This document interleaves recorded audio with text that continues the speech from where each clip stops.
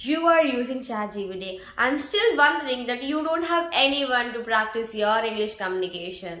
Then this video is for you. Watch this video till end. Here I'll be sharing how I use ChatGPT for my English communication practice and improved my English communication.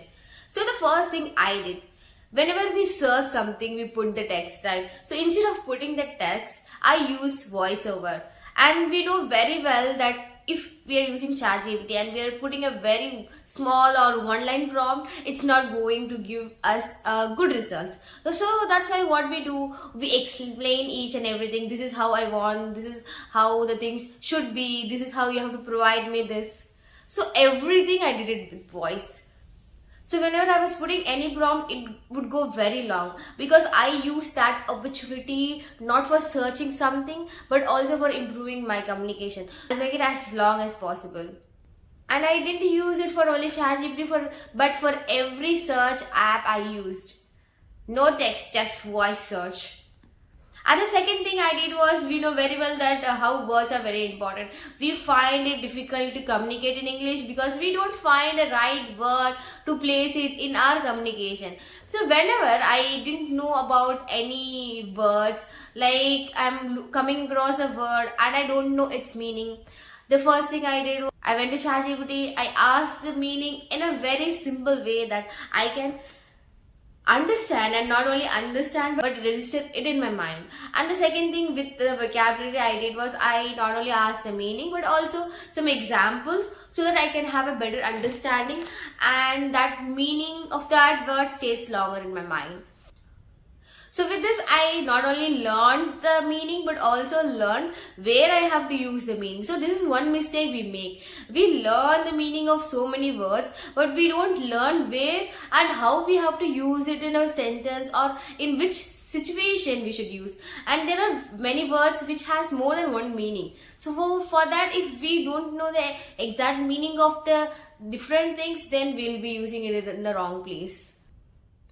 And the third thing I did with ChatGPT was reading practice. So whenever I was feeling like I have to work on my communication, what I did was I asked ChatGPT to give me an essay, like not any random essay but essays which are really helpful for improving communication. Like there would be certain situation in which I have to talk about, might be a restaurant situation, ordering something or making something, which I can read and also learn that sentences so that I can use it in real life. So instead of random paragraphs, I asked ChatGPT to provide paragraphs which had sentences which I can use in my day-to-day life.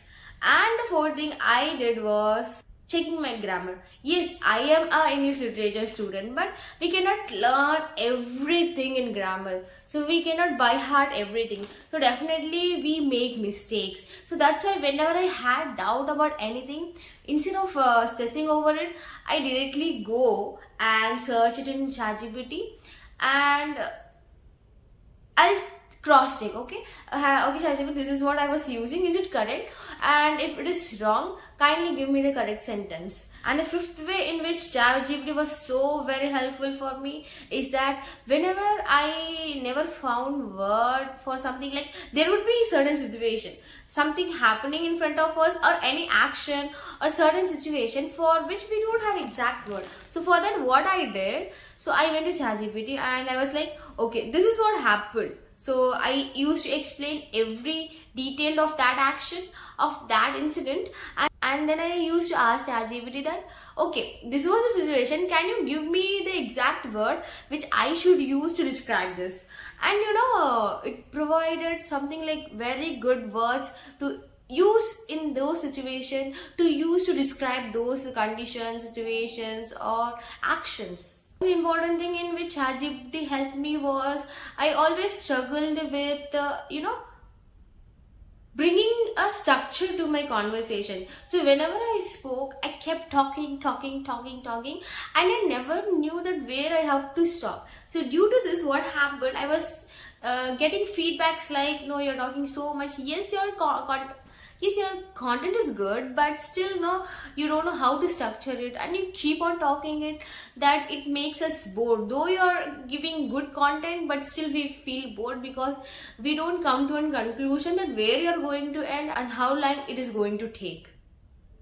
So with this, I understood that I have difficulty in structuring my communication. So after that, I conveyed this problem to ChatGPT, and it helped me out how I can fix it. And the second problem I faced was I used a lot of filler words like, usually, actually. So these filler words were like making my communication so horrible. It projected me as if I don't know anything, and I'm just filling my communication with all the words.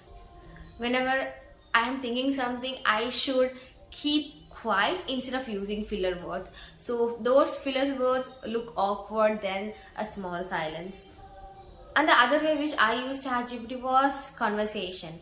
Like, I used to tell to ChatGPT that I want to practice English communication and want to improve my English communication. So can you just create a situation of dialogues where you give the text and I give the reply in back. So this is what I did. So whenever I just I'll give any random situation, or I'll ask ChatGPT to give any random situations. So it would give me a sentence, then I'll reply it, then it will ask some questions, then it will ask another question, and then I'll give a reply in voice. And when I don't have a proper reply, I would directly ask it, and it would tell me that how I can answer in this question, answer in this situation, or answer for this question. So these were the ways I use ChatGPT to improve my communication. And if you are still wondering that how you are going to improve your communication, then you can go for this.